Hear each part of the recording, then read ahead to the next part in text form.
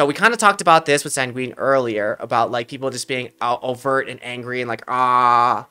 But we can talk about direct tilt, where someone is directing their tilt at something, someone, or... No, I think that's it. Like something or someone, right? You are dog shit. This game fucking sucks. Like, I hate everyone. Everyone sucks. You should be doing this differently. But then you got indirect. Indirect is really interesting, and I guess you could call this passive-aggressive.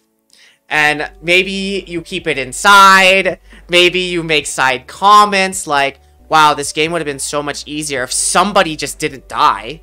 You know, or... wow, that was a really good idea, but somebody made a mistake. You know, if that person just didn't make the mistake or they just played their part, we would have won the game. But, you know, whatever, it's GG's, it's okay. Which, I don't know. Me personally,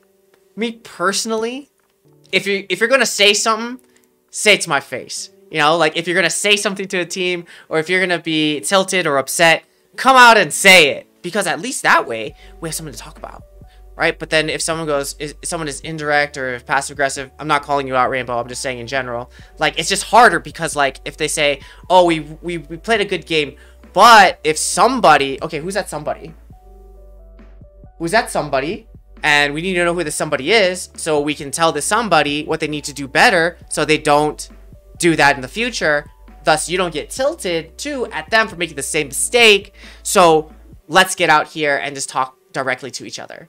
And I think that's something, you know, when working with teams, that's something definitely that I've seen is the indirect, passive-aggressive, ambivalent tilt that really kills teams. Because at least if we are using direct negative tilt or anger, okay, at least we have something to fight about. At least we have something to talk about. At least we have skills we can use to like bring that down.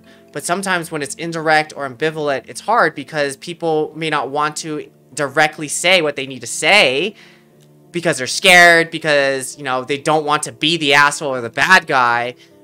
But because they don't want to be doing that or saying it or doing the conflict, then it gets more messy because now no one knows what we're talking about. We're not using clear communication. On a 5-man team, everybody knows who they meant by somebody. I mean, I'm not saying you're wrong, but if somebody just didn't fuck up or didn't do that mistake, that somebody would know, right?